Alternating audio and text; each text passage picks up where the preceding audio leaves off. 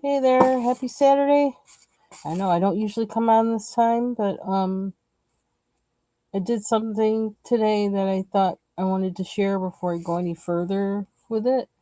Um and I just finished a sip and paint party that I had, which was Comfort Zone, which was a lot of fun, and I'll share that my picture from there later, not today.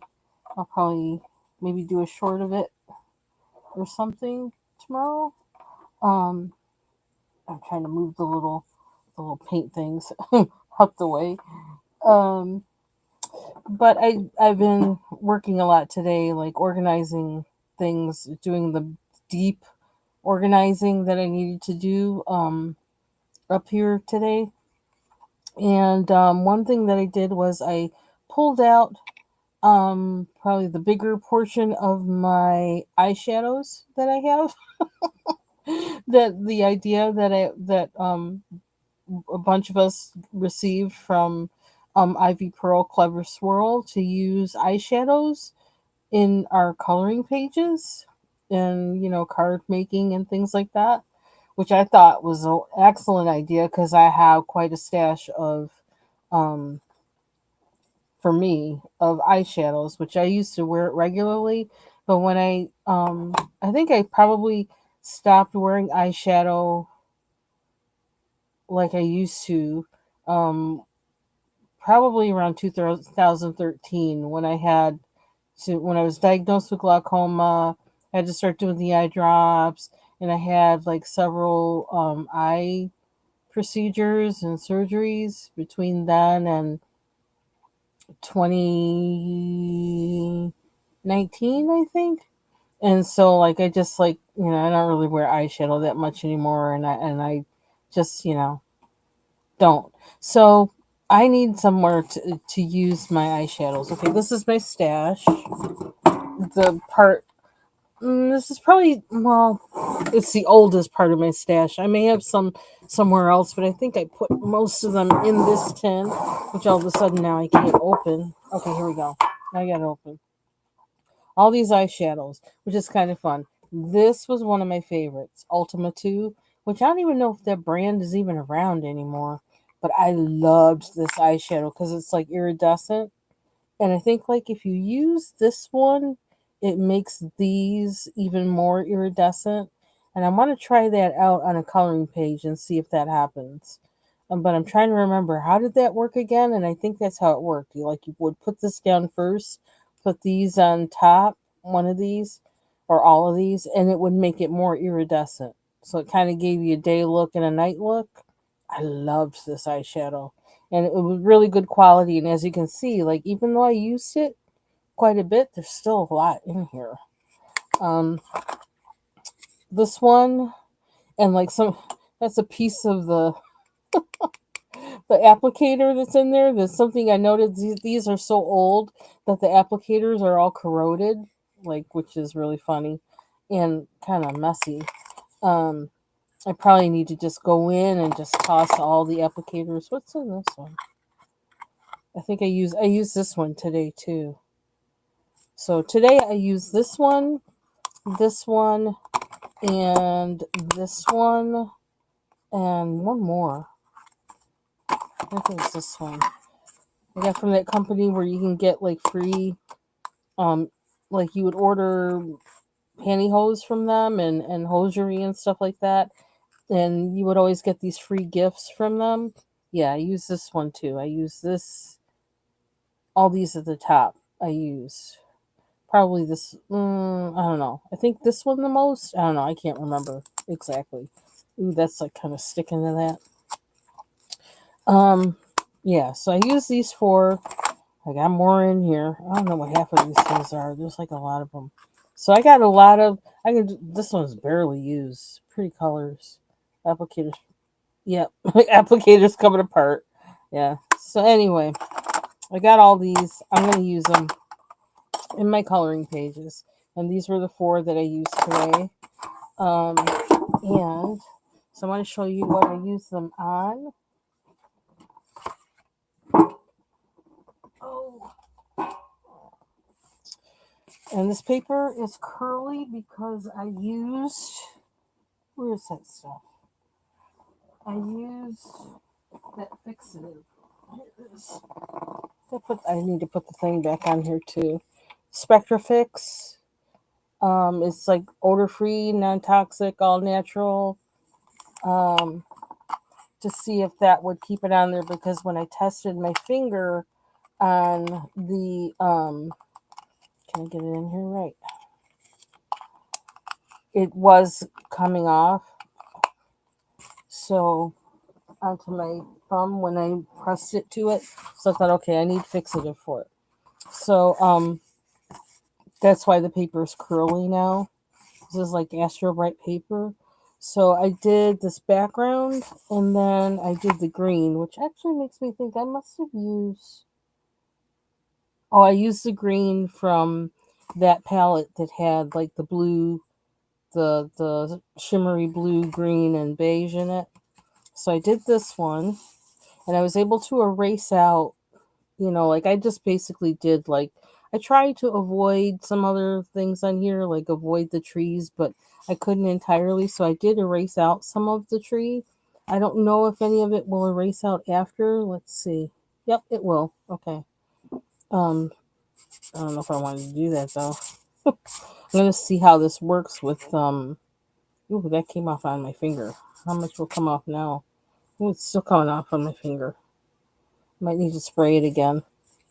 I'll spray it again tonight and see if that helps. But I may go over it with pencil anyway. So we'll see how this works. Then I did this. This was the first one I did because I don't know, just because I could, because I was trying it out.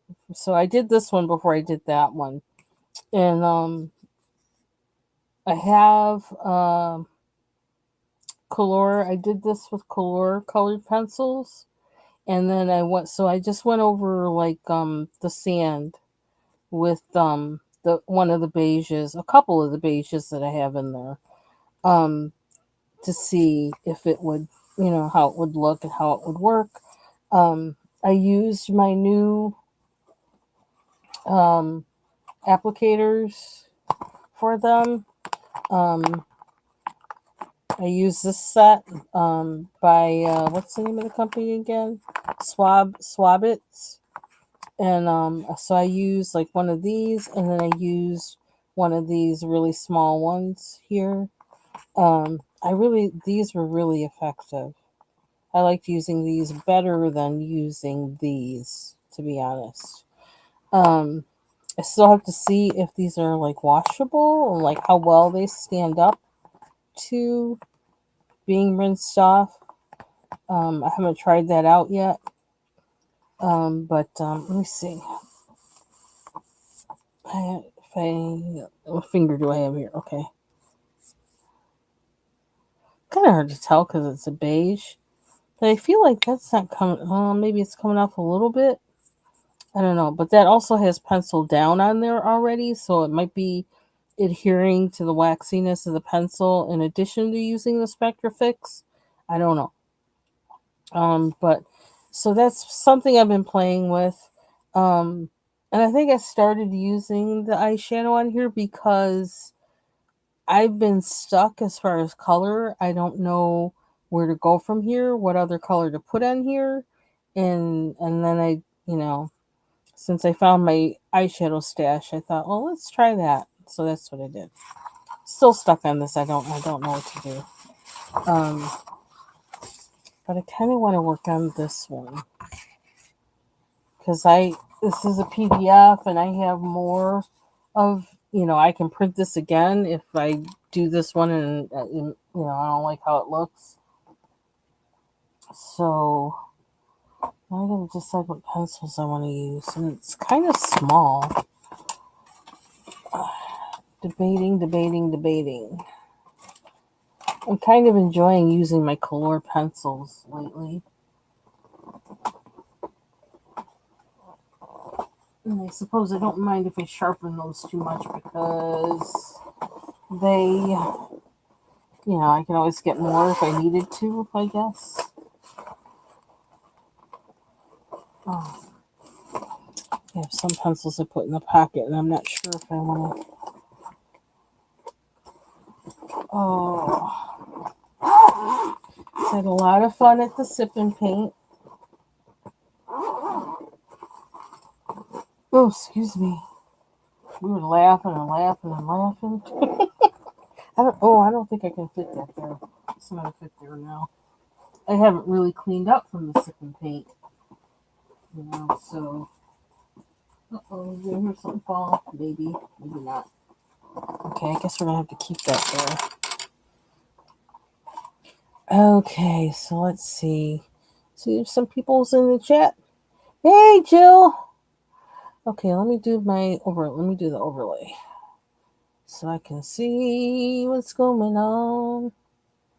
Okay, what are we doing here? There we go. Hey, Taylor. Okay, I'm trying to get my mouse and everything to work right. Hey, Lori. Okay, let me make sure I got everybody. Gotta look at this one again. You had a lot of fun in the sip and paint. Yeah, you saw that I posted a short video on my wall of links, two links that are facing off in like somewhere between Michigan and Ontario, Canada, because we were having a conversation about animals, wild and otherwise. And yeah, that I saw that video like what, a couple months ago. Frightening. I thought, okay, I don't ever want to run into any of those ever, ever. I don't know that they come this far south, but if they did, I don't want to meet one. The sound they make is like really chilling. And I'm looking at the comments underneath there, and I'm like, these people are saying, "Oh, it sounds like two kids trying to make cat sounds or whatever." I'm like, I don't know about you, but if I hear that anywhere, daytime or night, I'm gonna be like running, okay? Because that, sorry. I just decide what color you. Because I kind of want to keep the shimmer on it, but I feel like if I almost wonder if I should spray it again. Mm. Not always sure how this Spectrafix works. Now I'm thinking I'm not sure how it works on powdery things because I don't think it worked that well on the what do you call it, on the pan pastels when I used it, and I was really disappointed with that. Let's see what we can do here. I don't know. I kind of like the look that's kind of powdery because it makes it kind of fairy tale-ish looking,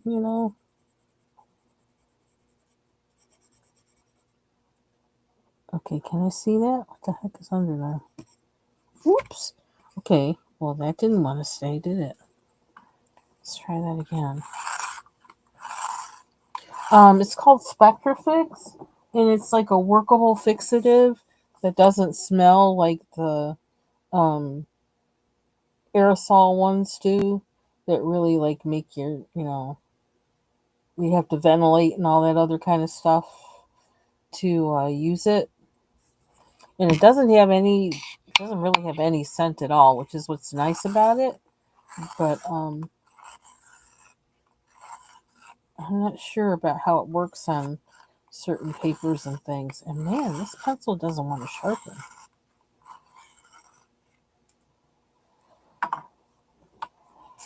You shouldn't use this color. Let's see, it really wants to come off. Okay, I gotta use my sharpener to sharpen because this ain't working. Oh, this pencil's not happy. I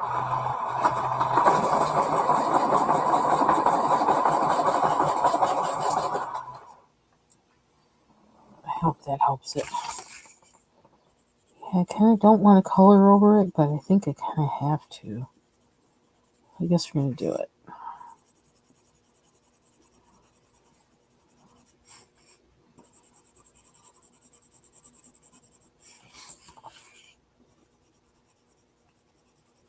Did I put it away? What's this one? Oh. I put a lot of pencils away yesterday. It was crazy how many pencils I had on my desk, and I still have more to put away. But I put a lot away yesterday, and I also put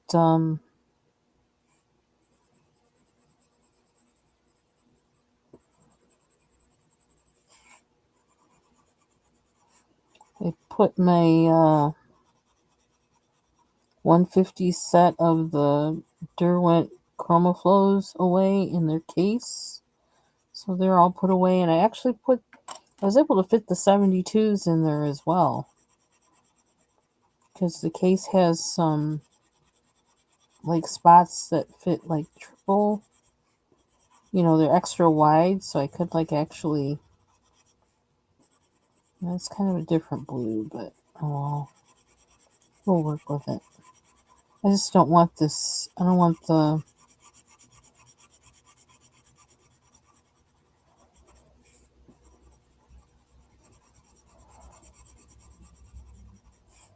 eyeshadow. Can't see that. I don't want the eyeshadow rubbing off, making a mess on anything else.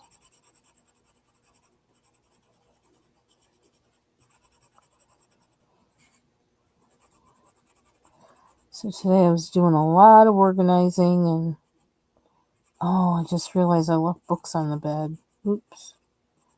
In my organizing.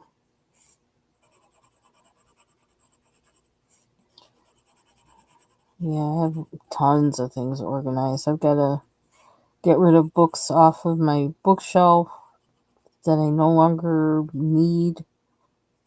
And I've got to put new books that I have on there. Not coloring books, but regular books. I have a better idea now of what books I need to keep and what books I need to get rid of. And so, but that's a big undertaking because we're talking, it's a lot of books. What's that do? It's kind of shiny. Shiny's good, right?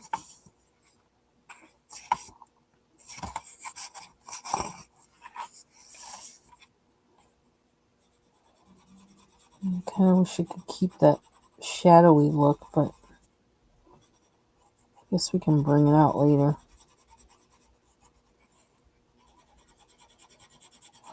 And another advantage to using my colors is that, it's an inexpensive pencil, so if the texture from the eyeshadow is kind of abrasive, I won't be doing that to like a really good pencil.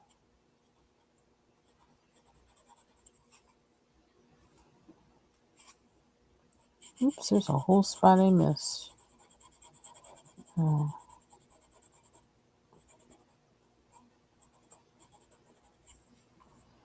And this PDF is from a Dover sampler from sometime last year. Probably early last year. And I don't remember the name of the book. But it has all women, like female goddess figures from around the world. Like world mythology kind of thing.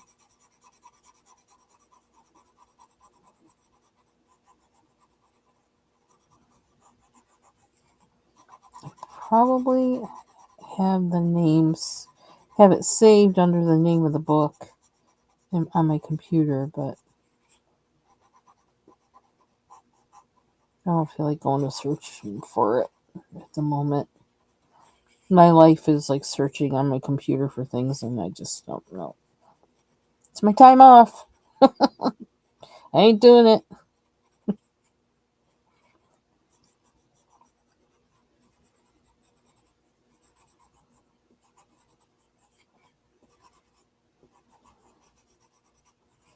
So let's see how this. I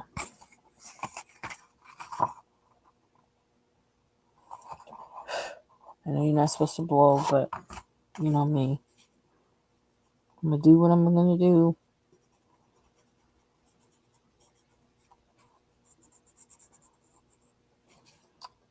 I wonder if.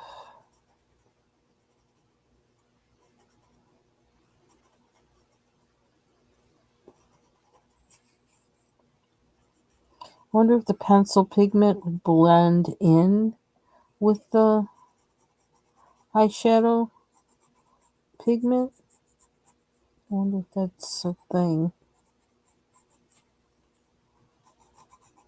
Like if I, used a blender or whatever, if that would happen. I don't know.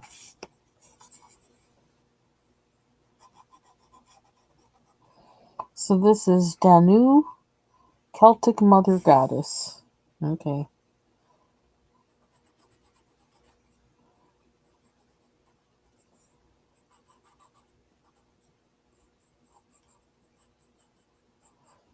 Man, I was shoving around so many boxes and things today. Boxes, books, magazines.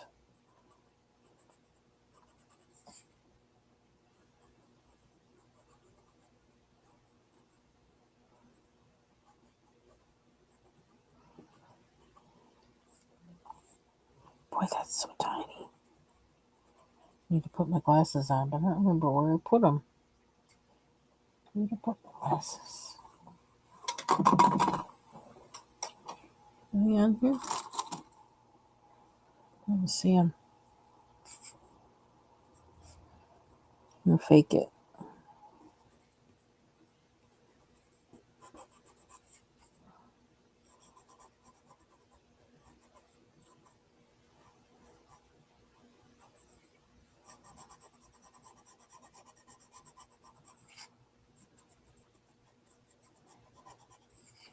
I'm trying to also trying to get my work done and also trying to relax, and I'm trying to make sure that I kind of stay in that balanced mode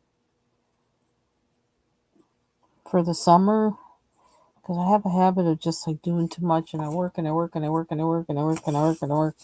And then it's time to go back to work, and all I did was work before going back to work. So I'm trying to have some balance.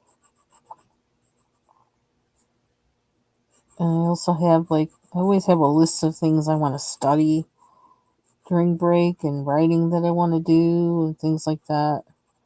And one thing I started studying was some things, I have a bunch of books that I got actually to start with that study, but looking at early church history, documents that reading about documents that define Christianity, the Christian faith as it is today. Um, and ooh, wow, Chris McCullough doesn't play. It's like I'm here. That white's shoo. Okay. Totally took out any. So I've been also starting to reading about Reformed theology, and then the main thing I think that I'm kind of starting with is reading about inductive Bible study, methods of inductive Bible study, and what's behind it, and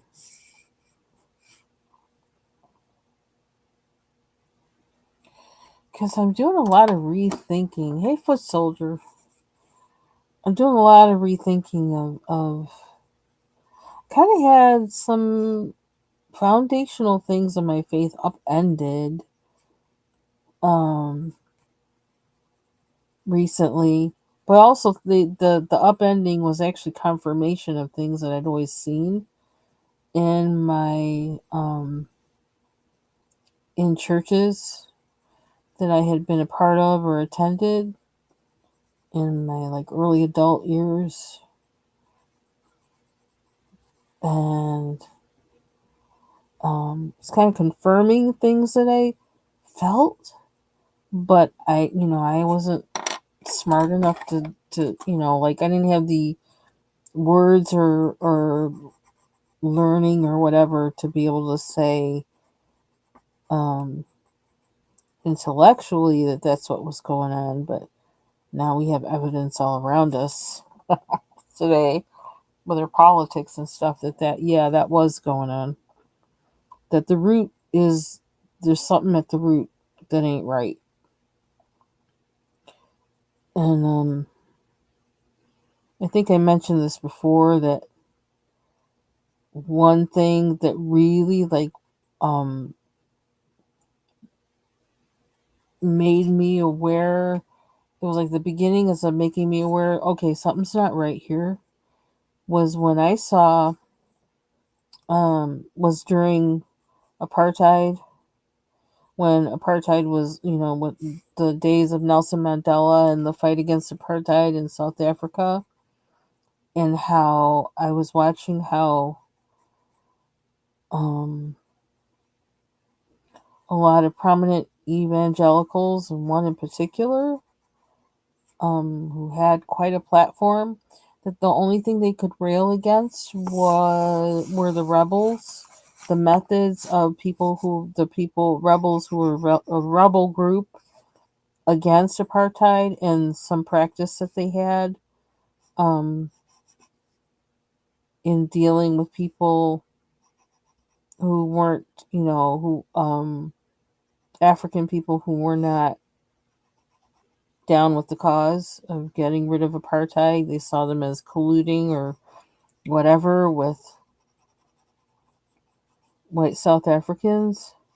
That was all that they would rail against, that these white evangelicals would rail against. They would say nothing about the injustice or cruelty of apartheid. And that was eye opening to me. I had to realize it's like, okay, you might be for me, but you're not for me. And you might be for what Jesus says, but you're not for all of what Jesus says. That really opened my eyes, because this is somebody that you're supposed to look up to, who's supposed to be a leader in the church, and somehow, no matter how much the Bible talks about, you know,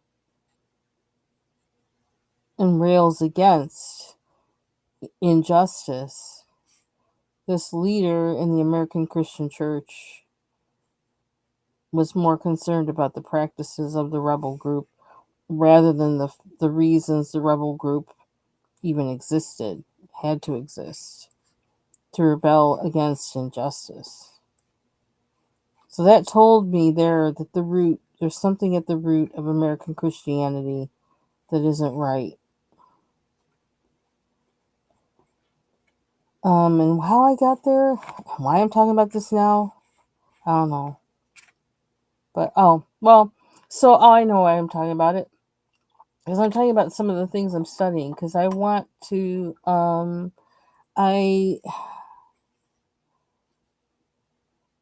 I notice now in the church, well, we know, like, evangelicalism is becoming like a bad word because of what has happened to it. Something else I found on YouTube, and I don't think this was by accident, I really think the Lord led me to it, was this channel, um, Leaving the Message. I didn't even know what that was. I didn't even know why it showed up in my timeline or nothing. But it actually led me to basically the root. It led me to the root that caused that leader to have the stance that he did on apartheid. The unspoken stance, because you can't, you don't want to. You want to keep the money coming in, but they were not railing against injustice in the way that prophets in the Bible or Jesus himself would be railing against it. And there's a reason for that. And it's the infiltration of certain American ideology in American Christianity that makes American Christianity not very Christian.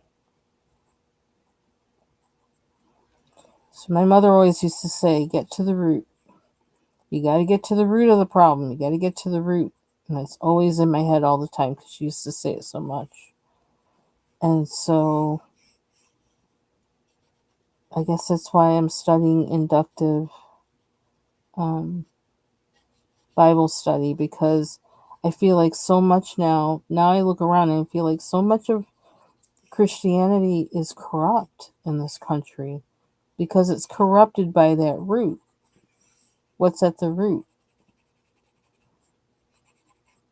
And so I'm to the point where I don't trust a lot of things I see now from people who say that they're a Christian. I don't trust it, from particularly leaders or whatever. I don't trust them. It's like you know them by their fruits. You know them by their fruits. And so I look for that because there have been a lot of posers that, like, a lot of us didn't realize were posers all this time. That's what I'm finding. And now I see the reason why the Lord kept me out of a lot of churches. And it was like, well, they say you're supposed to go to church when you're Christian. I haven't been a part of a church in probably 30 years because the Lord always kept me out. And I would like say, well, they say, visit until you find the right one. And it's like, it just wasn't working for me to do that. It's like, no. And I would ask every once in a while and say, well, maybe I should go visit this one. Nope, it would not happen. And it's because I think God wanted me to stay an outsider because what was going on inside was not where he wanted me to be. And he didn't want me to be a part of it. And I probably wouldn't have stuck around anyway. But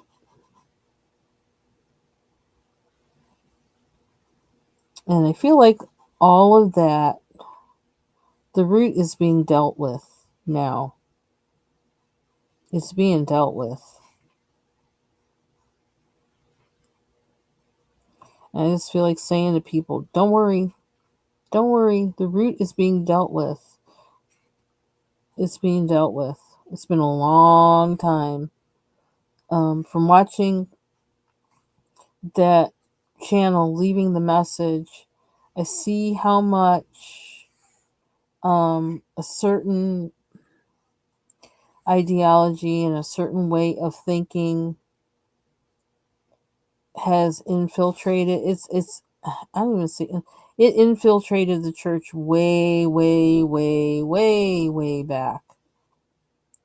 Like 40s, 20s, 1920s, even that far back. And it's so much a part of like non-denominational churches, evangelical churches, that the average person doesn't see it. Like me, like I never saw it. I saw things I felt were funny that didn't sit right by me, and that I would be like, okay, I'm not down with that. My spirit would say, like, I'm not down with that. And it's like I was always like dividing in my spirit, dividing the error from the truth. And I didn't know that's what was happening at the time, but now I know that's what was happening at the time. Because now I see, oh, that thing I felt funny about, that's what that was. That's the very thing I was feeling funny about, and that's why I was feeling funny about it. And it's crazy. Like, I'm watching those videos by that channel leaving the message, and I'm seeing, I mean, they keep coming up with the names. It's like, oh, I know that person. Oh, I know this. Oh, yeah, they used to tell us this, or people talked about that. And I'm like, oh my gosh. And I'm finding out the root of some of these things. It's like, wow, this is crazy. And this is part of the advantage of, I know a lot of crazy things happen on the internet, but this is one of the advantages of the internet. I never would have known about any of this stuff if it hadn't been for social media, for YouTube. I wouldn't know. So where sin abounds, grace much more abounds. That's in Romans somewhere, I think. I remember one time when I was like, I think I was like maybe 27 years old. And I was in my apartment and I was just kind of reading my Bible and praying. And I was reading the Beatitudes. And it's like, I've read them before many times. But all of a sudden, at that moment, I read them and I'm like, this is the exact opposite of American Christianity. Like all this stuff it says to do, like, no, we don't do this. We have two coats. It's like we're keeping those two coats and we're looking for a fourth, third, and a fourth, and a fifth. Give away? No, nobody's giving away. And I just was reading that whole thing and I was like, man.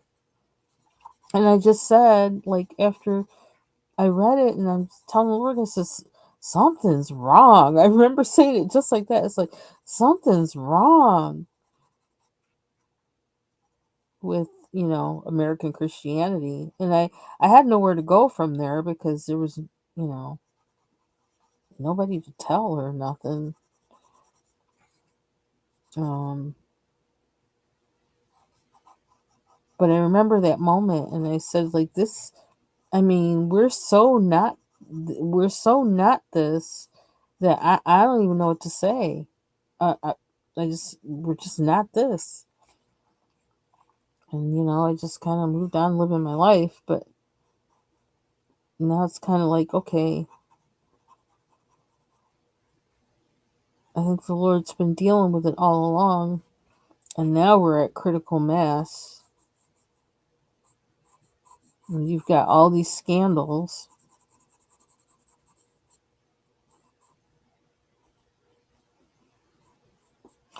And I learned some things about, even like about William Seymour, who, like, I always used to hear about Azusa Street revival and that being like such a, pinnacle moment or whatever. I've heard some stuff about that that's like, whoa, they're not good. So it's almost like a lot of this stuff gets passed on as like kind of like folklore. But when you look at actually what actually happened, when somebody looks at it like, critically, like with, um, and doesn't look at it like, oh, we got to preserve the story of this or whatever, and they just want to see, okay, what really happened, and they look at historical documents like newspaper clippings and things like that, and they can show you, okay, this is what this person was doing. In addition to, like, attending these revivals, they were also doing this, they were also doing that, and whatever. It's like, whoa. So what was all this really? You look at it differently, and it's yeah, it's that's what's been happening over the past 2 months. I've been finding this stuff out, and yeah, it's blowing my mind. And it's also like I had the whole rug pulled out from under me from things that I had always um, thought of or learned. And thinking of Azusa Street revival is like a pinnacle moment for, maybe the one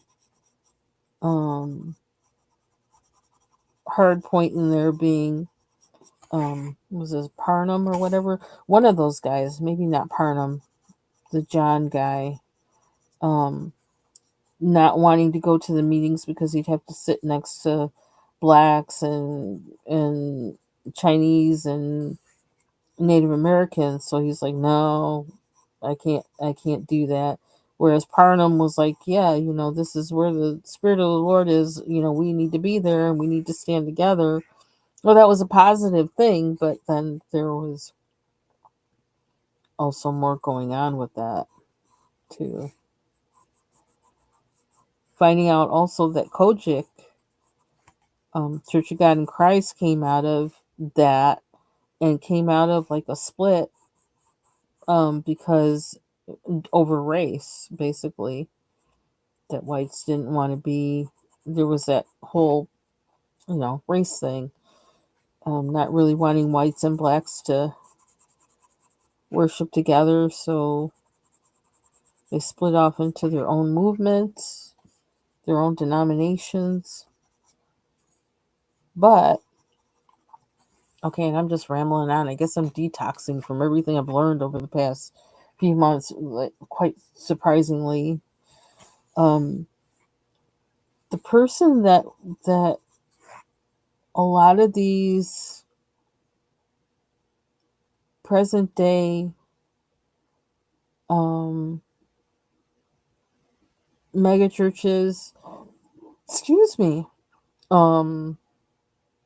and some denominations, of which I'm not really good at like naming them, because I'm just finding out now how, I don't know, non-denominational churches, Assemblies of God, which, like, I got saved in an Assemblies of God church, and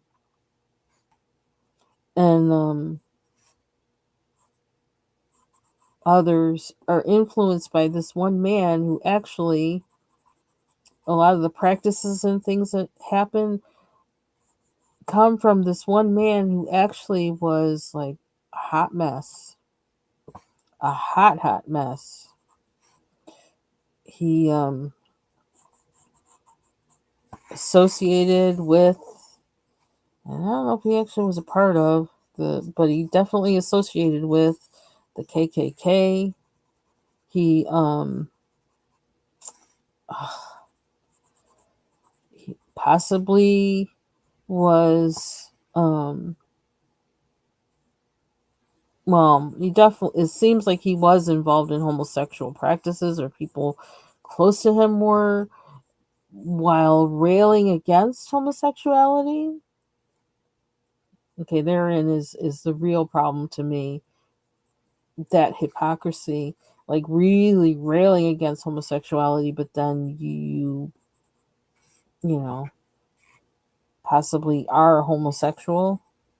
So kind of that self-hate thing, but then really coming down on it really hard and making that one of those big things in the church, today, that especially evangelical churches, about homosexuality, being against it, yet undercover they're all, some of the very leaders are, which already, like, okay, so do as I say, not as I do.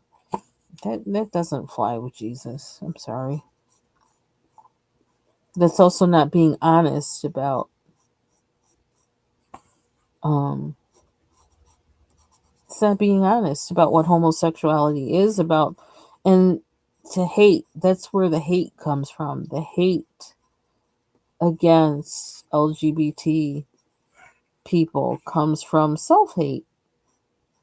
And the root of that is someone who was self-hating about their sexuality. That's a problem. That's a bad root. That's a bad root.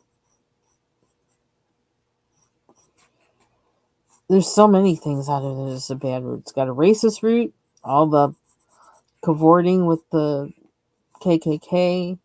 Of course, there's going to be outgrowths that are racist from that, and even where people don't think it is.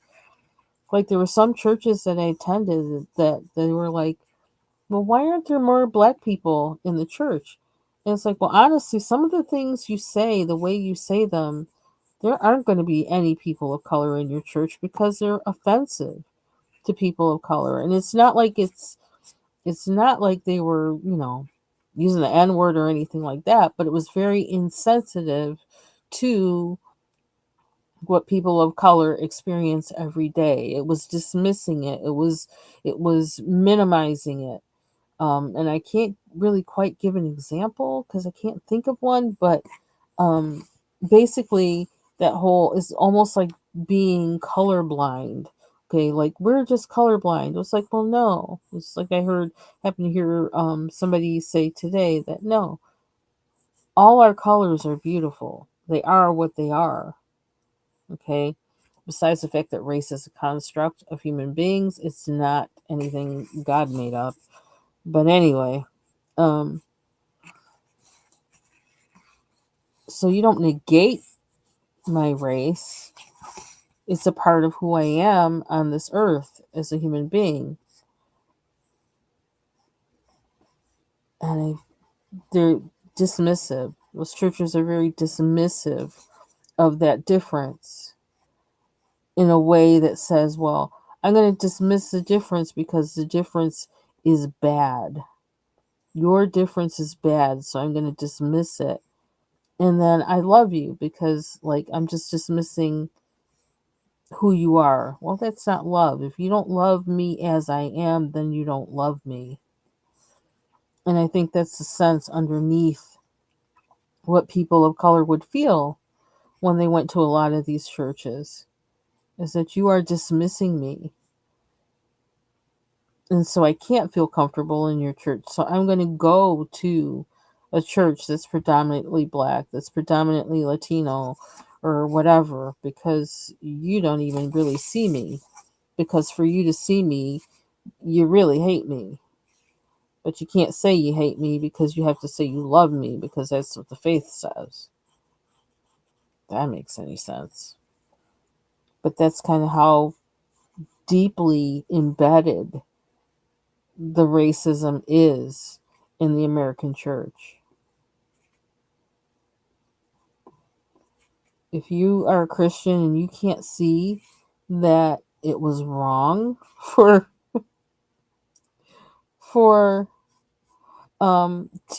to basically execute a genocide against Native Americans and or indigenous people, and that it was wrong to the whole slavery enterprise, which is what it was to them, a money making thing.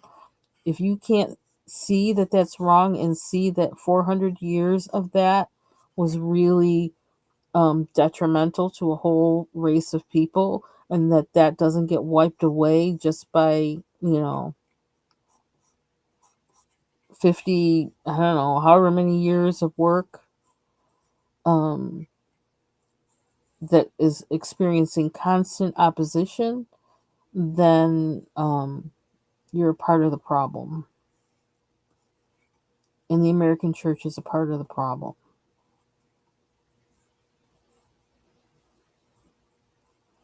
And some people are waking up. Some white Christians are waking up. I noticed, well, was it Russell Moore? Who actually, I guess he's the, what do you call it, managing editor or whatever his title is. I don't know exactly, of Christianity Today. He's of the people who's, like he left his position at the Southern Baptist Convention because he saw the problem. There's a lot of white evangelicals that are seeing the problem and like are, vocal about it and not liked because of it. And really, the tide is turning. The tide is turning in favor for the health of the American church. But yeah, like the Lord told me, like I think almost a year ago, the landscape is changing.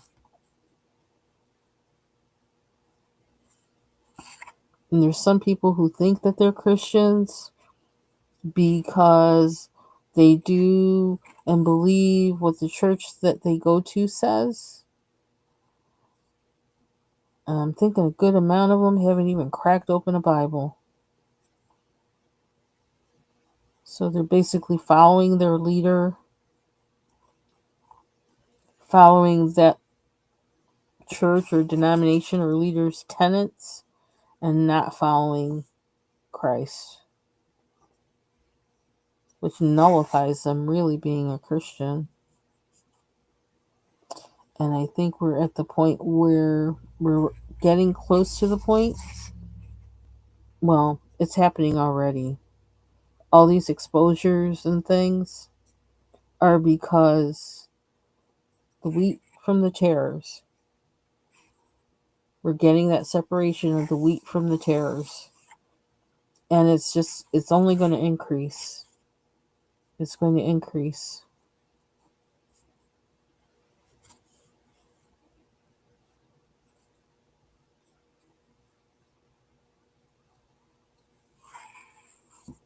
I don't know why I'm talking about this now, but I am. I've kind of been consumed of it personally. So that's probably why I'm talking about it. Oh, why am I making that blue? Kind of like in that mode, trying to trace all these lines. It probably should be green, not blue. Down here. I don't know what I'm going to do with that. So I started looking into some things because, like, all of my young adult and adult life, there was always two sides to the how do we say it? A bunch of us were caught between, I don't even to put it kind of like that, caught between two different churches and two different church I don't know what you call it, cultures or whatever. There was one church that was Assemblies of God and that kind of um, way of expression. I don't know what you call it. Service, expression, whatever. And then the other one was Calvary Chapel, which is very much like reading the Bible line by line. And like in both sides, they dressed a certain way and worshipped a particular way. And each side didn't like what the other side was doing. There's something about what the other side was doing. And I was in a group of musicians that like we were like, some of us went to one type of church, some of us went to the other, but we were all musicians and we hung out together and did things together and whatever. And we didn't let any of that stuff, bug us because we were just making music. And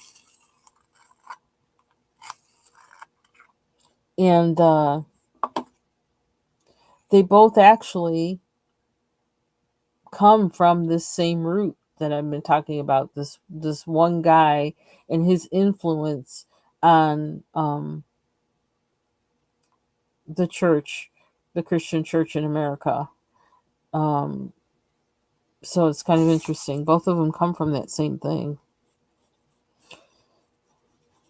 Part of the argument that they had, those two sides had with each other, in some ways, was a reaction to try to repair what was wrong about the influence that this one guy had, but they still were, guilty of other things. They didn't really repair it.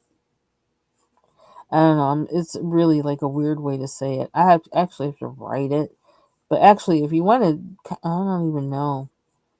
I'm at a weird side of this whole thing that I'm learning because I've been involved in two churches that actually were in disagreement with each other, two denominations or whatever that were in disagreement with each other. Like I said, these two churches that like all this group of musicians that I was with were involved in. Um, I don't know. It's just weird. I'm not making any sense. My apologies.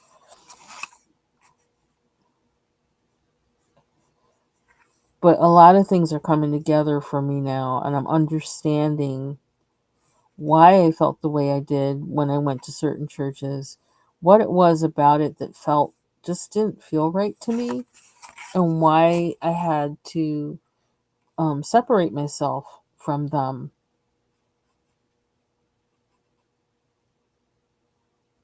Because it just, I don't know, it just happened. I think God just was like, okay, now I want you to do this.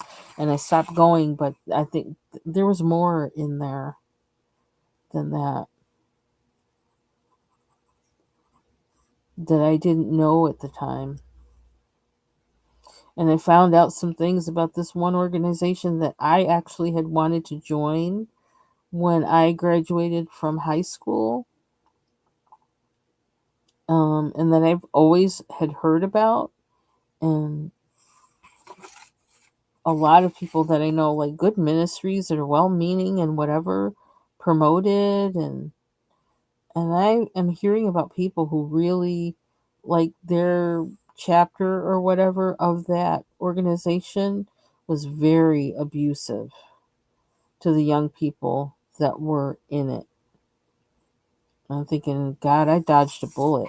Never, I kept saying, well, I want to go, I want to be a missionary, I want to do this, I want to do that. I was like, nope.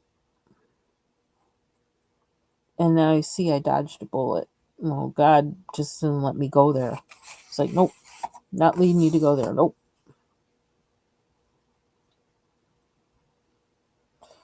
And some of the stories from the people who come out of it are just crushing. Just like really heartbreaking. And it's how much of this, how much of many of these stories there are that is really what's so shocking. Like, I can't hide from it. I can't deny it. It's just really shocking. And it shows how deep this thread of, I don't know if you'd call it apostasy, runs through the American church. And I think that's why we're seeing the fallout of, we're seeing so many um, Christian leaders being exposed and everything. Is because God says, okay, like going back to what I said that, like, when I was 30 years old, almost 30 years old, and I was like, read the Beatitudes and says, this is the exact opposite of the American church. Well, now, God has been dealing with it all along, but I think we are about to hit critical mass. I really do. I sense it in my spirit that we're about to hit critical mass. God's had enough. And this almost 100-year-old problem, he's going to deal with a 100-year-old problem with the influence of this one particular individual on the Christian church. And he's also going to deal with the problem, well, basically 250-year-old problem on this 250-year-old plus problem, um, with genocide and slavery. He's going to deal with that. The spirit, the what was in human beings then, that, okay, you come here for religious freedom, and then suddenly you say that turn where suddenly it's like, oh, well, these indigenous people, they don't want to turn, they don't want to come to Christ, so they're just savages. So it's okay for us to kill them. That's basically what happened. Um, there was a moment where they said, okay, well, they're not accepting Christ. They're not doing things our way. They're not doing things God's way, what they thought of as God's way. So, like, then that means they're just savages, and it's okay for us to kill them and take what's theirs because they don't deserve it. That wasn't their call to make. Um, but yeah, I feel like it's that reckoning. Our present political situation is a part of a reaction to the coming of that reckoning.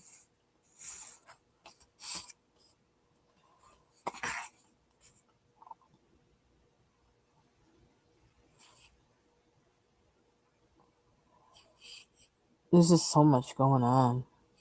It's like, when the Lord told me the landscape is changing, I remember that moment, and I had that feeling inside of me where my heart was sinking, and then also like knowing that this is not all bad, but I just didn't want any of it to be bad, right? You see, the landscape is changing. You want everything to be beautiful. And there was no, it was like right in, it's like, no, it's not bad. No, it's not good. It's going to be both. That was the sense in my spirit. And I just didn't know how to deal with that because I like finality. I like finality. I like closure. I like clear cut lines. And no, it wasn't that way. It's like, oh God, I don't like ambiguity. I like ambiguity in art, but I don't like ambiguity in in life.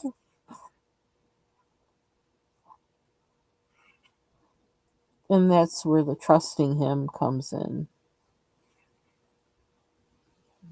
It's like if you trust him, you won't fear. If you trust him, you won't fear. And it is as simple as that. Simple as that to say, not so simple to do.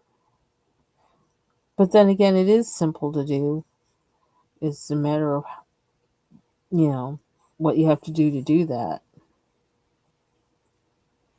Some days you got to hold on like nobody's business, and other days you're just like rejoicing because you know God's in control.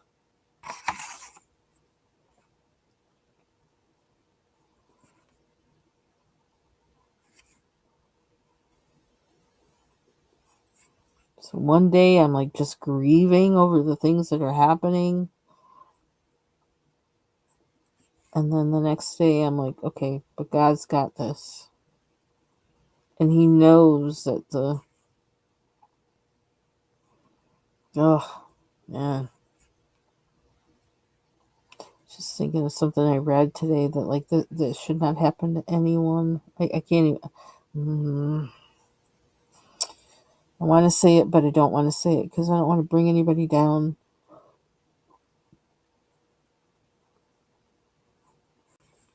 But what happened with this doctor in Gaza?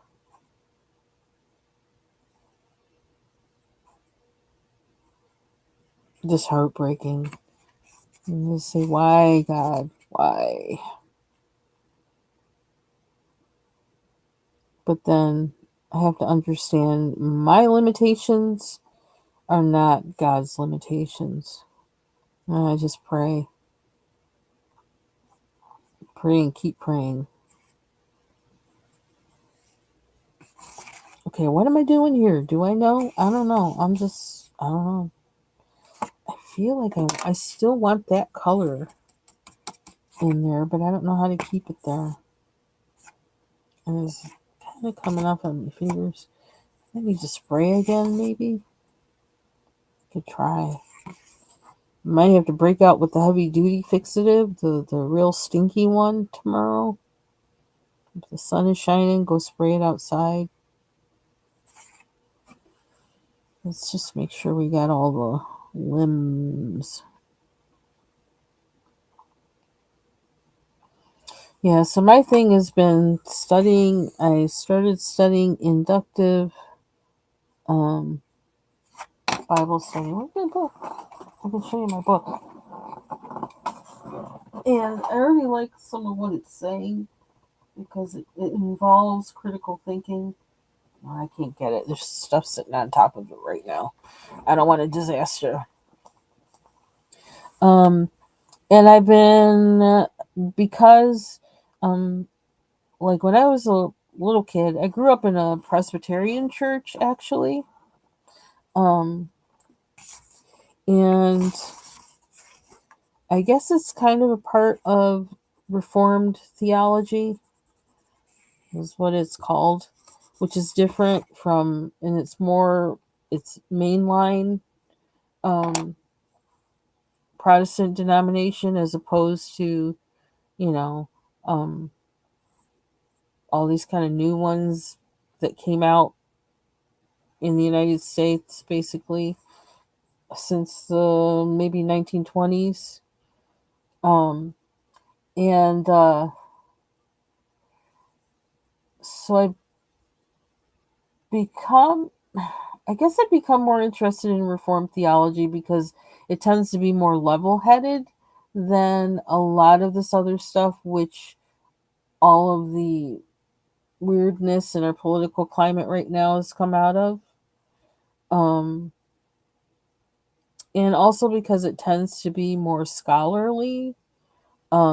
It doesn't dismiss um, scholarship, studying, um, relying on more than just feeling, but relying on, historical texts and so on to establish, okay, this is why we believe what we believe. Um, but I'm always eyes wide open, no matter what. That's how I live. And like I said, like I got saved in an Assemblies of God church, and I love that church. I love the people in that church so much. It was the coolest church.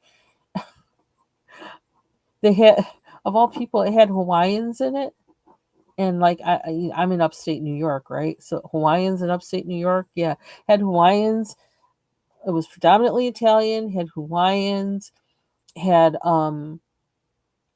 people from, had Puerto Ricans, Venezuelans, um,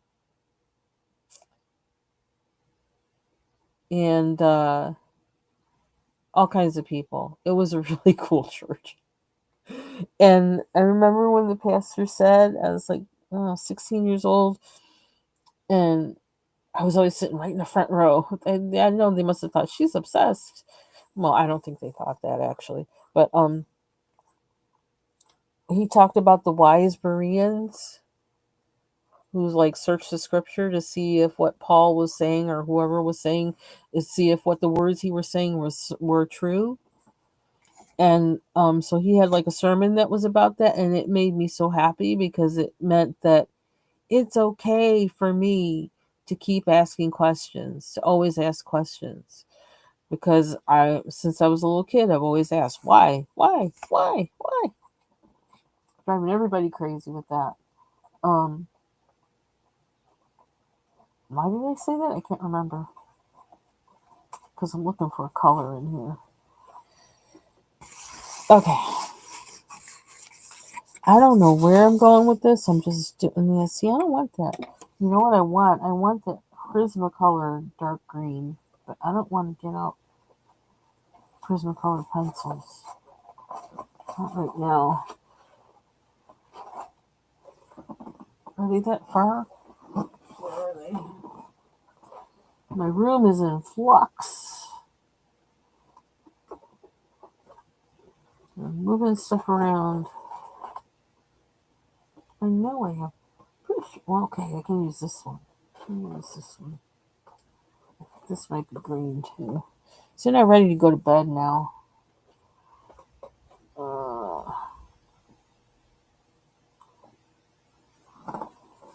I think this will work. Ooh, I'm using it. Hey, Taylor. Did I say hi, Taylor? Hi, Taylor. Sorry. I was running my mouth. I'm rambling. That's got a lot in my head.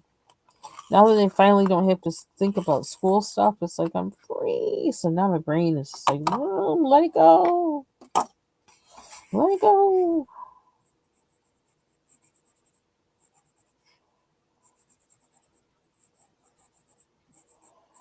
I was thinking I probably have a, I don't know, I'm thinking I have a, it might be too dark green.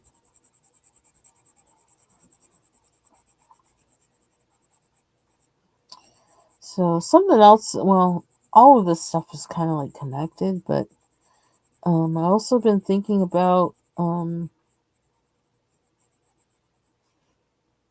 what was it? I think that William Wilberforce in England was like, I think, was it him before he died? he was telling John Wesley to make sure that he kept fighting for the abolition of slavery, or maybe it was the other way around, that Wesley did that with Wilberforce when Wesley was dying. Of course, there's a college. I wonder if that college is still around, Wilberforce University on HBCU. Um, but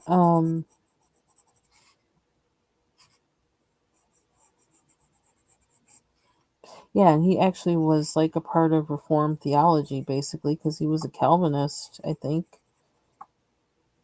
So I feel like there is a whole tradition within Reformed theology of, being abolitionist, anti-slavery. And where was I going with that? I can't remember. Oof, what is that under there? Something's hard under there. What is that?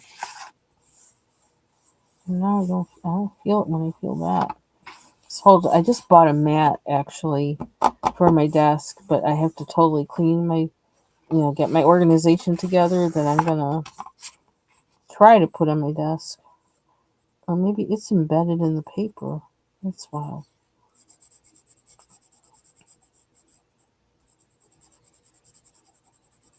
I don't know, I just got a lot of stuff rolling around in my head. And I'm just spending a lot of time. Well, my plan is just to spend time, like, talking to the Lord about it and listening. That's what I do. Talk to the Lord and listen. Because I don't know what to do with all this stuff.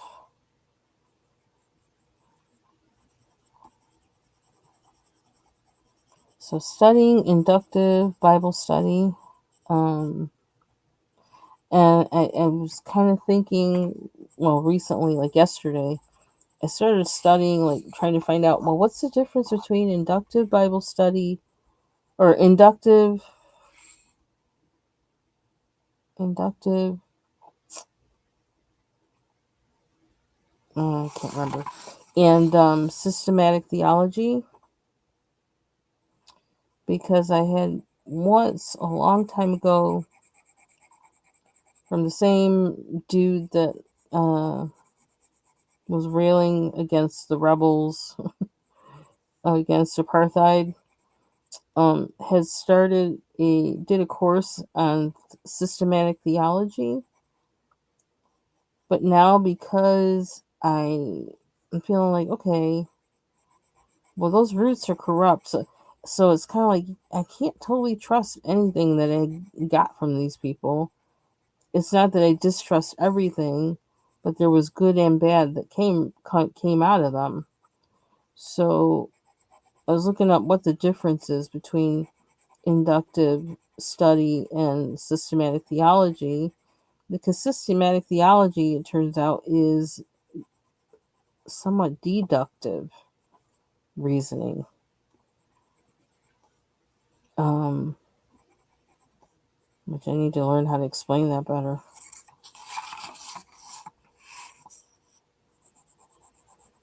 Deductive is where you already have the idea in your head, and so you look for things to prove that. Whereas inductive is you look to see what's there, and then you think about what the possible implications are of what that means. What does this mean? Now that they see this, this, and this, what does that mean? Instead of saying, oh, well, I believe this, and when I read the scripture, it means this. Like not letting the scripture say what it says, but you putting your own meaning on it. That's deductive.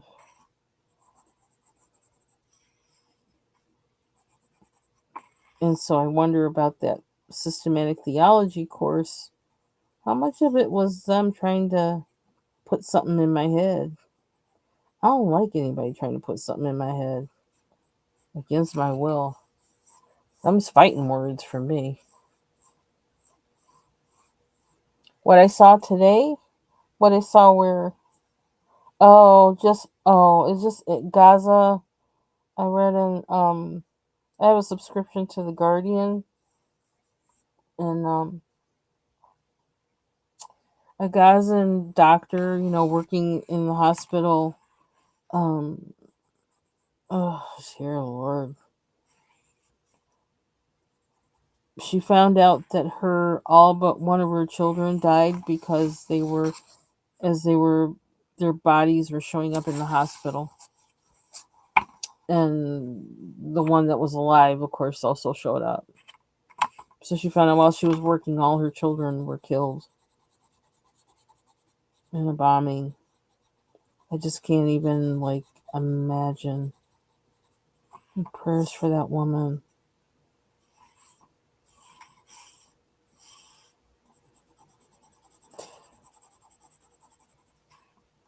Prayers for that woman. That whole situation is ridiculous. Just the way people are reacting to it is ridiculous, because it's like, I don't know why. And this is another thing with some of, that whole side of Christianity that is so dogmatic. It's like, what do you mean we can't be critical of Israel? We can be critical of Israel because, okay, the Bible has like a whole books that are critical of Israel, okay? So there's no, you know, and critical of not. Oh, just it's just so it's like they don't read. They don't read the Bible. They don't judge righteous judgment. They're judging by their own for their own whatever whatever they feel like thinking. They're not judging righteous judgment. Again and again, the Lord is critical of Israel for the things they've done, for how they've done it, for what they've done. Right now, what they're doing is not godly. But then again, see, I go on a whole rant.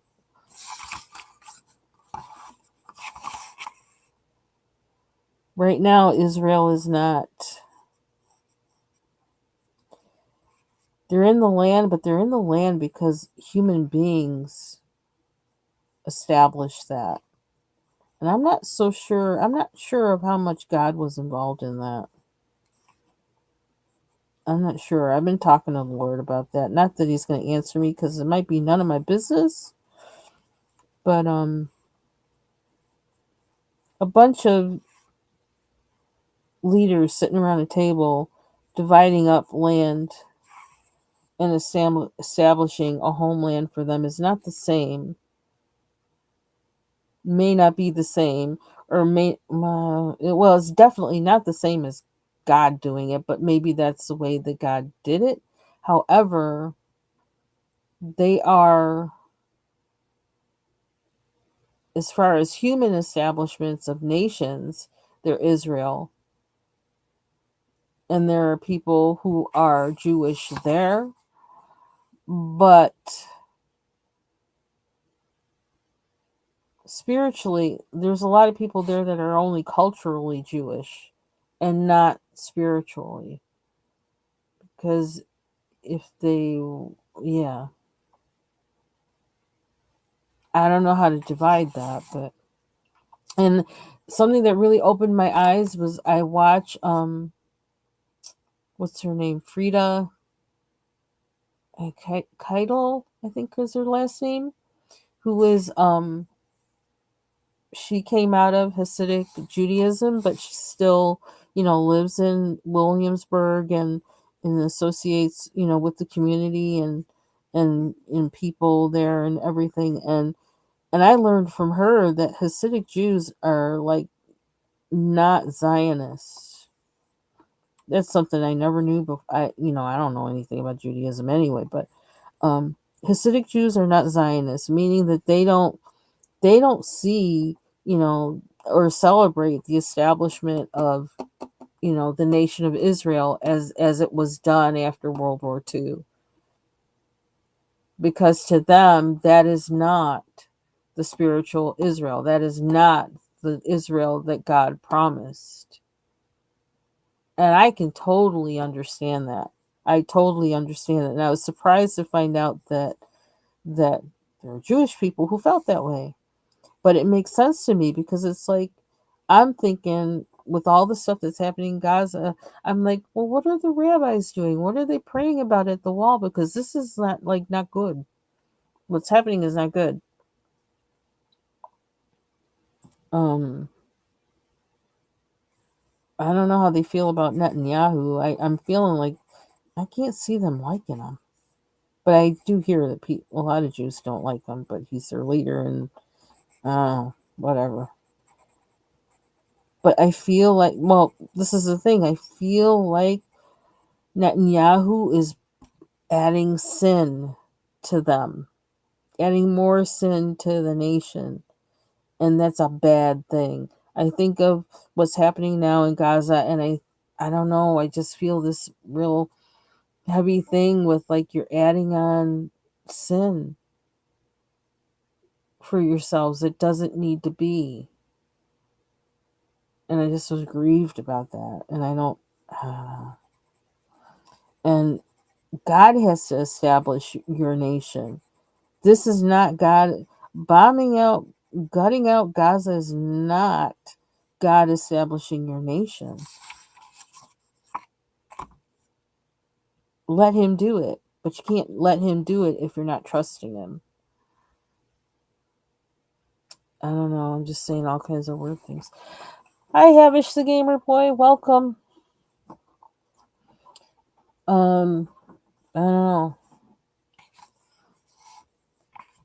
Pray for the peace of Jerusalem. They shall prosper that love thee. And this is the thing. It's like, okay, I know that. And that's word. That's scripture, right?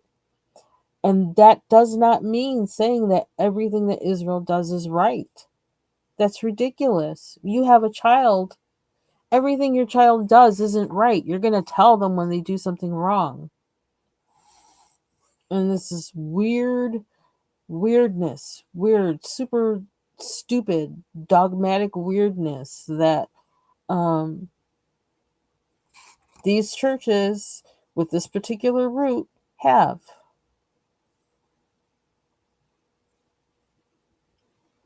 And it's weird to me because it's like, well, have you not read Isaiah? Have you not read Jeremiah? Have you not read like any of the Old Testament to realize that like how many times God chastised Israel? Like, okay, the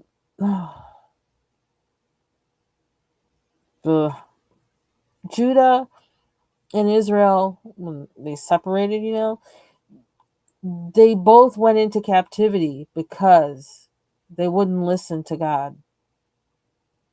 Right?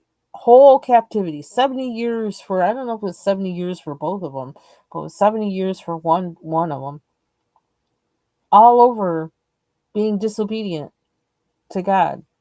So like, and books and books written about it.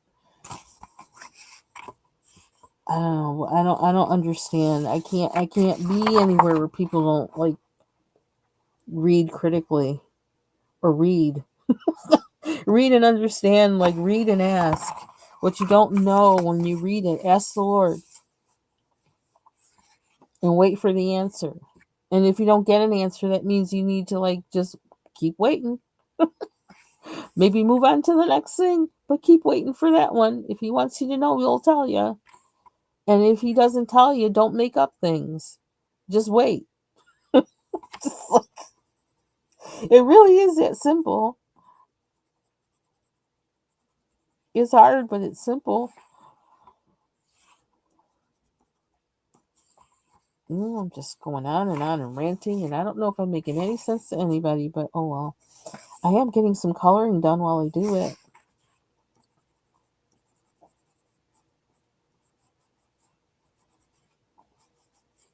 So I do wonder, what are the rabbis, what are the leaders, the religious leaders in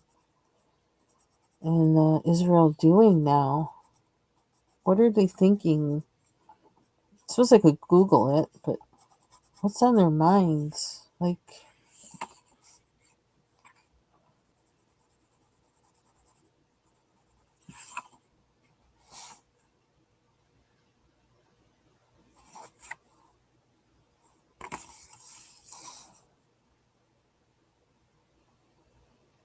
I like this. I don't know where I'm going with it, but I like it. Somehow I want to keep this kind of glowy, where the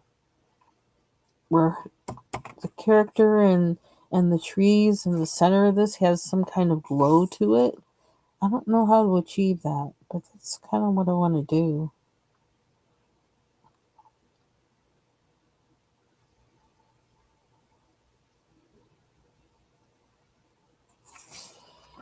Let's see if I can get to my book. Oh, I can't see all of it. Yeah, I'm gonna have my desk set up a little better, hopefully, next time. Remember now. So I am reading about. I also have another book. I want to know. See, this is a weird thing. I'm distrustful of everybody at this point. But I mean, I guess it's a healthy distrust, but I feel like it could be a very kind of neurotic or distrust if I don't watch it. So I got this book because I want to read. I've heard of Sproul before. Heard a lot of people talk about him. Um, the Heart of Reformed Theology, because I want to know more about Reformed theology. What is that? What does that mean? Um, and then like this is the thing. It's just like when I read literature. Hey, Bubbles. When I read literature, I'm reading a bunch of stuff. A lot of it, especially the old stuff, is by dead white men, which like more than likely would not sit across the table from me to eat due to me being black as well as due to me being a woman. So I have to recognize that. And I can appreciate what they've written and I love what they've written. But I also know in real life, they probably wouldn't be caught dead with me or would be caught with me only if I were dead. But, like, hey, whatever. You want, be real. Um, so I kind of have this attitude with like the things that I'm reading now that I gotta know.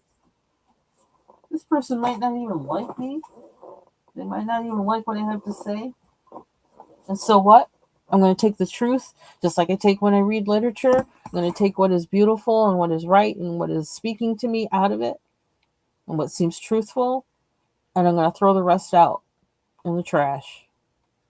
It's that simple. And I feel like that's where we are with Christianity right now in this country, that we really have to start doing that. Okay? Understand that person, love that person. Jesus died for that person. You know, they say they're a Christian. Part of what they've given me, yeah, it. I read the word, I see that it checks out. The Holy Spirit's confirming it with me, but that other part is trash. Throw it away. And if you have an opportunity to tell them it's trash, tell them it's trash. Save your soul from death. That's trash. Stop telling that. I don't know. I feel like we're at that point. We're getting to that point. Wheat from tares, wheat from tares. If we're really going to be about it, you need to dump the trash. Dump the trash. Okay, let me stop. But I really feel like we're getting there. Okay, you can see like I really can start going through here. Um, so far this book is really good. Um, and it is rather kind of scholarly or whatever, but I don't mind it. But I just really want to get, again, like my mother would always say, get to the root, get to the root. That's where I'm at. I want to get to the root. And so I want to know what this is. Inductive Bible Study, a comprehensive guide to the practice of hermeneutics, which I don't even, I've heard that word a lot, but I can't remember what it means precisely. Oh, but I will in a bit because I'm going to look it up tomorrow probably to remind myself what it means since I'm going here. Um, I don't know. I just feel like I needed to read this. Oh, so I've been reading this, just the foundation. What is inductive study? Um, and they say there's several ways that you can read the Bible inductively, which basically is not coming at it with, this is what I believe, and now I'm going to read the scripture, and this is what it means before you even read it. You know what I mean? Or to read it like, oh, this is what somebody always taught me this means. And so when I read this, I'm going to read it knowing that this is what this person always taught me it means. No, that's not inductive study. That's deductive study. You want to read it and let it speak to you exactly. First, know what the text is actually saying, which of course can be hard, and ask questions of it. Keep asking questions of it. Look for answers to that. I also have some, I actually bought more books, which I need to get these all together because I really feel like I'm supposed to go there for some reason. Um, and I bought some books that are from, they're actually anthropological kind of books, and they're by people who are not Christians at all, um, that talk about the setting, cultural, historical, um, social setting of the time period of the New Testament. I want it from somebody who like has no investment at all in the Bible as a belief. Somebody totally objective, because then like I can better trust what they tell me. Like sometimes I always say you always hear the truth. You hear more truth from your enemy than you do your friends sometimes. And that's why I always like, like I like listening to atheists because like they'll tell me truths that like Christians won't tell me because they have an investment in, the belief or whatever. But an atheist is just going to tell me, right, what they see. I'm just that way. I have friends from like everywhere because like I like that kind of thing. Um, ooh, child. This is one of those. This is one of those things from my uh wow, that just like totally it just crumbled off from my eyeshadows. That's kind of cute. This actually would work for yeah, see, I found a tool for it. For these little paint things, that would work for them. Kind of sorta. I may wind up keeping this. This is a good one. They don't make things like they used to. Okay, enough of that. Oh, I guess that's all. Yeah, I can't get out those other things right now. They're hidden. So let's see, what else have I done in the past few days? I think it's just the gnome page. Uh,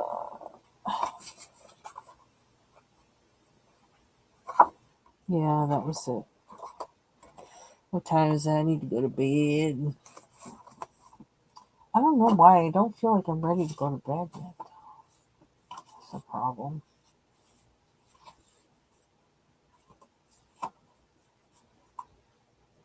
I don't know what I'm supposed to do. I'm supposed to do something. I don't know what it is. It might be to go to bed. What's that?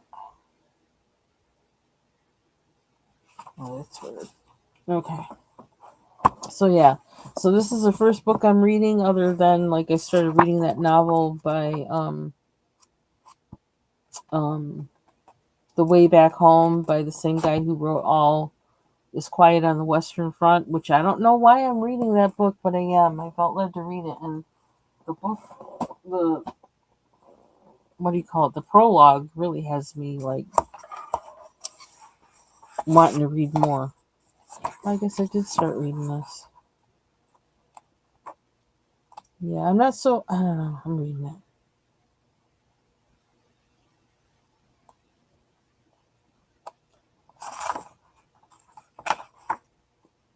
Kind of nervous about this because I feel like, again, this is one of those books where the individual has an investment in defending his stance. I'm telling you, I'm a big skeptic. I don't trust nobody. Anyway, blah blah blah blah blah blah. Do you have anything else to call? Oh, I know what I can do. I can show you. And maybe I'll go after that. Okay, let's pray that everything doesn't come crashing down. Mm-mm. Where did I put her? No, that's Mythographic. That's not it.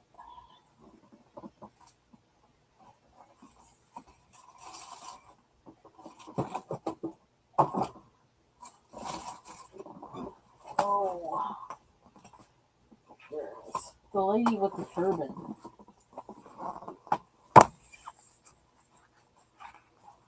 I did more on her that day, I think, after I was on that live. Yeah, back to coloring, just like that. I'll just switch up, change up. I'm random. Um, so yeah, I did more and I finished it off. I just pushed through and like just do it. So I have that. I put some sparkle in her scarf, and so I have to finish her earrings. I kind of like her lips like that. I'm not even sure I'm going to do anything except maybe color the middle because I kind of like that how that color turned out. And I have to do her necklace, which I gotta look up.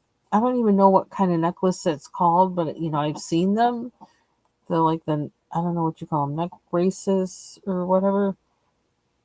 I don't know, but I gotta look up what they look like because I know they're kind of multicolored. These things in between, I can't remember what color they are, if and what they're made of. If they're gold or brass colored, or if they're like bone colored. I can't remember. Um, and then I got to do her top. And then we'll see what else to go from there. And I just noticed the inside of her turban, I got to color that. I don't know what I'm going to do with her eyes and eyeshadow either. So, love that turban though. So that's one thing that I did that I don't think I showed. And I didn't do any more on this at all.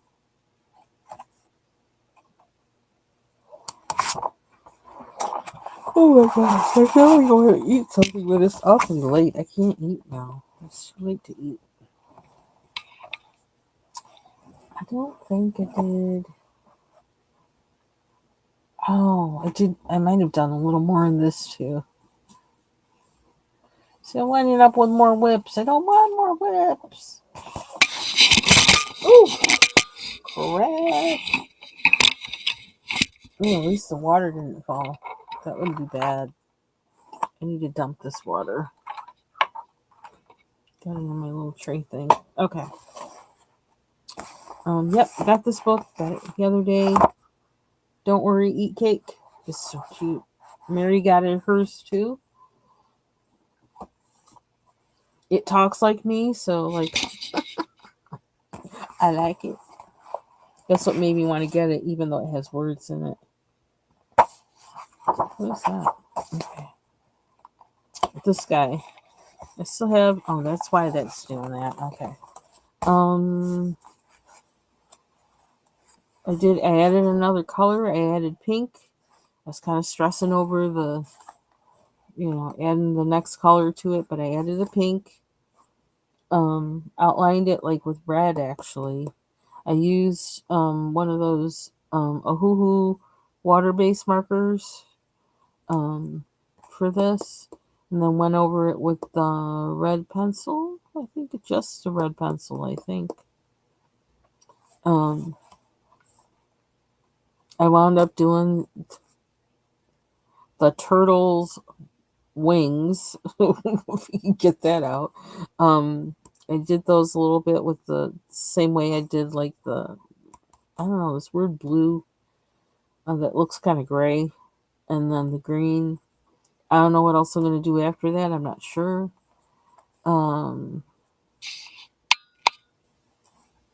Just trying to figure it out. But I do like that the colors in this are brighter than other pages I've done in this book, which was something that I was kind of, I don't know, that was kind of stressing me out. Like with this one, it's bright now, but I've had to go over it so many times. And when I finally got the Caran d'Ache Pablo's, I finally got a bright color, but like I was, trying to pull it out after all this other coloring with other pencils trying to get it to be bright. Still need to finish this guy. The bee. You can't see him. I need to get this. I need to fix my camera thing. But yeah, so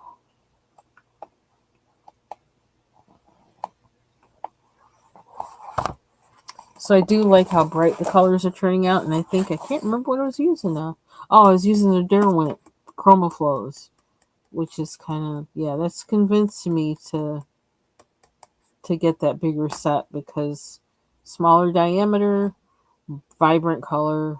They're working good in this book as well as the Luna book, so yeah. So I don't know what I'm going to do with the rest of this, but that's another whip.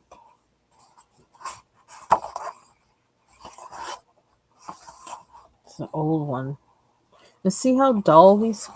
I did this one with. Oh, this is a problem. With the. I think I used Pablo's with this. And it still looks dull to me.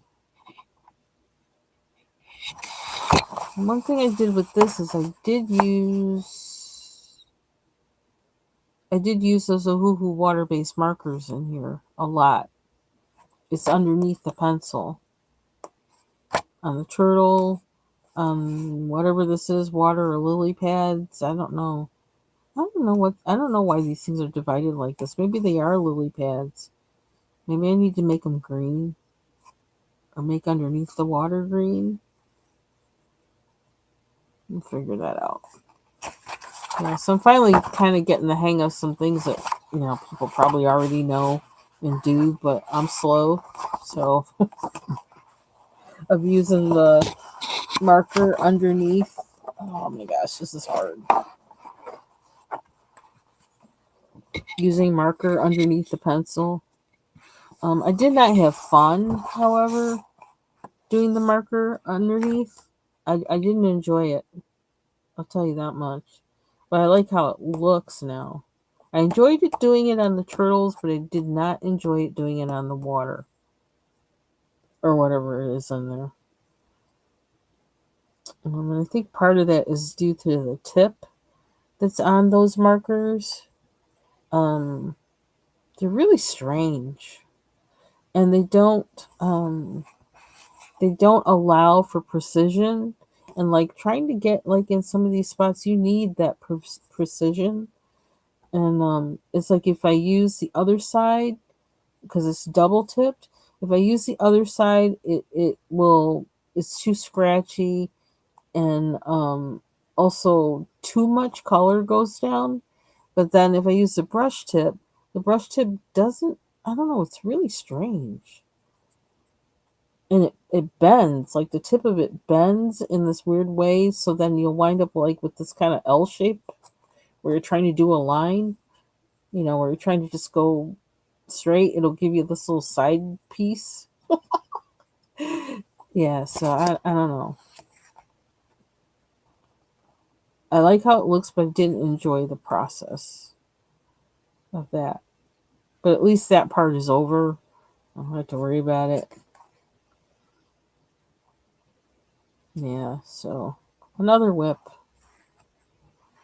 So I think I'm gonna head out tomorrow. I think at oh, did she say what time? I don't know if Foxy said what time. It's just I don't know why 4 o'clock is sticking out in my head. I better check though before. Hold on one second. Let me look. I know tomorrow I'm supposed to come on with Foxy, I think, and we're gonna work with alcohol markers. And so let's see. Did she leave me a message?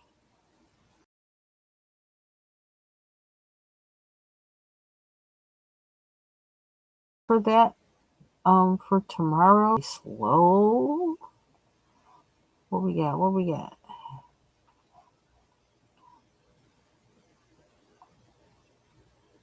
I don't know. Just Sunday. That's all I know so far. I forget. Monday's a holiday too, so yeah. So I don't know what time, but like, be on the lookout on Foxy's page because we're gonna go live. I don't know what we're coloring in, but I don't know what we're coloring in. I suck at alcohol markers, so I don't know. But we'll find something. I'll find something.